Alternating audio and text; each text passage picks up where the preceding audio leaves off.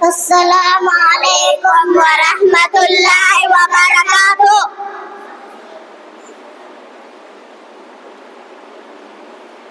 نحمده ونصلي على رسوله الكريم. أما بعد فأعوذ بالله من الشيطان الرجيم.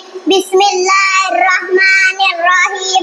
محترم حضرات، ہم آپ حضرات کے سامنے چند حدیثیں بیان کریں گے.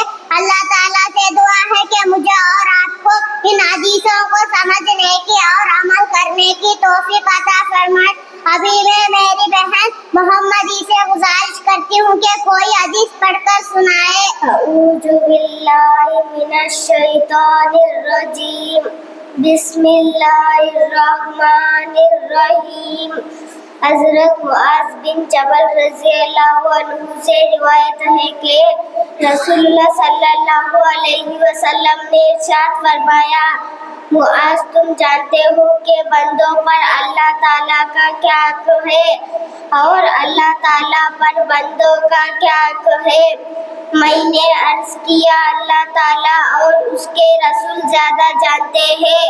آپ صلی اللہ علیہ وسلم نے ارشاد فرمایا: بندوں پر اللہ تعالیٰ کا یہ حق ہے کہ اس کی عبادت کرے اور اس کے ساتھ کسی کو شریک نہ کرے، اور اللہ تعالیٰ پر بندوں کا حق یہ ہے کہ جو بندہ اس کے ساتھ کسی کو شریک نہ کرے اسے عذاب نہ دے. ماشاء اللہ، بہت بہترین حدیث تھی.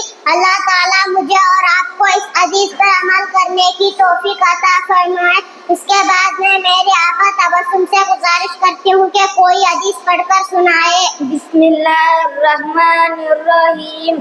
حضرت ابو ہریرہ رضی اللہ عنہ فرماتے ہیں کہ میں نے رسول اللہ صلی اللہ علیہ وسلم کو یہ ارشاد فرماتے ہوئے سنا: لوگ ہمیشہ اللہ تعالیٰ کی ذات کے بارے میں ایک دوسرے سے پوچھتے رہیں گے یہاں تک کہ یہ کہا جائے گا کہ اللہ تعالیٰ نے ساری مخلوق کو پیدا کیا ہے، لیکن اللہ تعالیٰ کو کس نے پیدا کیا؟ نعوذ باللہ. جب لوگ یہ بات کہیں تو تم یہ کلمات کہو: اللہ احد، اللہ الصمد، لم یلد ولم یولد ولم یکن لہ کفوا احد. ترجمہ: اللہ تعالیٰ ایک ہے، اللہ تعالیٰ کسی کے محتاج نہیں، سب ان کے محتاج ہے. نہ اللہ تعالیٰ کی کوئی اولاد ہے، نہ وہ کسی کا اولاد ہے، اور نہ کوئی اللہ تعالیٰ کا ہمسر ہے. پھر اپنے بائیں جانب 3 مرتبہ دھتکار دے اور اللہ تعالیٰ سے شیطان مردود کی پناہ مانگے. ماشاء اللہ، بہت بہترین حدیث تھی. اللہ تعالیٰ مجھے اور آپ کو اس حدیث پر عمل کرنے کی توفیق عطا فرمائے. اس کے بعد میں میری بہن سمیہ سے گزارش کرتی ہوں کہ کوئی حدیث پڑھ کر سنائے. بسم اللہ الرحمن الرحیم. حضرت انس رضی اللہ عنہ فرماتے ہیں کہ میں نے نبی کریم صلی اللہ علیہ وسلم کو یہ ارشاد فرماتے ہوئے سنا: جب قیامت کا دن ہوگا تو مجھے شفاعت کی اجازت دی جائے گی. میں عرض کروں گا: اے میرے رب، جنت میں ہر اس شخص کو داخل فرما دیجیے جس کے دل میں رہی کے دانے کے برابر بھی ایمان ہو. اللہ تعالیٰ میری اس شفاعت کو قبول فرما لیں گے اور وہ لوگ جنت میں داخل ہو جائیں گے. پھر میں عرض کروں گا: جنت میں ہر اس شخص کو داخل فرما دیجیے جس کے دل میں ذرا سا بھی ایمان ہو. ماشاء اللہ، بہت بہترین حدیث تھی. اللہ تعالیٰ مجھے اور آپ کو اس حدیث پر عمل کرنے کی توفیق عطا فرمائے. اس کے بعد میں میری بہن افسانہ سے گزارش کرتی ہوں کہ کوئی حدیث پڑھ کر سنائے. بسم اللہ الرحمن الرحیم.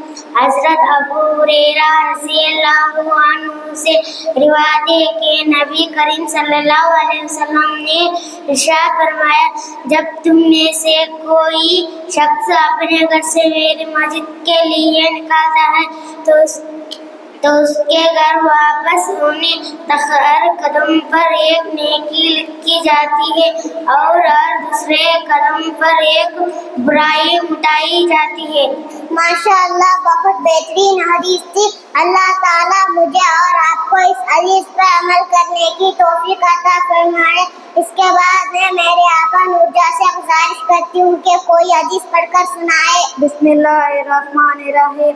حضرت ابو ہریرہ رضی اللہ عنہ سے روایت ہے کہ رسول اللہ صلی اللہ علیہ وسلم نے ارشاد فرمایا، جو شخص ان 5 فرض نمازوں کو پابندی سے پڑھتا ہے وہ اللہ تعالیٰ کی عبادت سے غافل رہنے والوں میں شمار نہیں ہوتا۔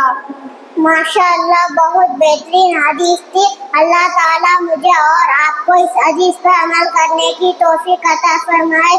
اس کے بعد میں میری بہن مائیں سے گزارش کرتی ہوں کہ کوئی حدیث پڑھ کر سنائے۔ بسم اللہ الرحمن الرحیم۔ حضرت عبیدہ بن صامت رضی اللہ عنہ فرماتے ہیں کہ میں نے رسول اللہ صلی اللہ علیہ وسلم کو یہ ارشاد فرماتے ہوئے سنا، اللہ تعالیٰ نے 5 نمازیں فرض فرمائی ہیں۔ جو شخص ان نمازوں کے لیے اچھی طرح وضو کرتا ہے، انہیں مستحب وقت میں ادا کرتا ہے، رکوع سجدہ اطمینان کے ساتھ کرتا ہے، پورے خشوع سے پڑھتا ہے، تو اللہ تعالیٰ کا وعدہ ہے کہ اس کی ضرور مغفرت فرمائے گا۔ اور جو شخص ان نمازوں کو وقت پر ادا نہیں کرتا اور نہ ہی خشوع سے پڑھتا ہے تو اسے مغفرت کا کوئی وعدہ نہیں، چاہے مغفرت فرمائے چاہے عذاب دے۔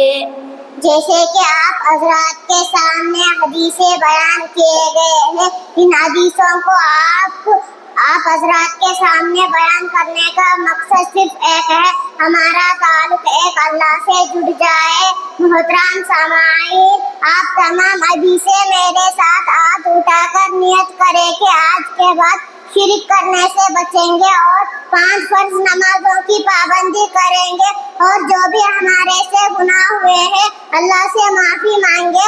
اللہ تعالیٰ میرے اور آپ تمام حضرات کے گناہوں کو معاف فرما دے، آمین۔ وآخر دعوانا ان الحمدللہ رب العالمین، والصلاة والسلام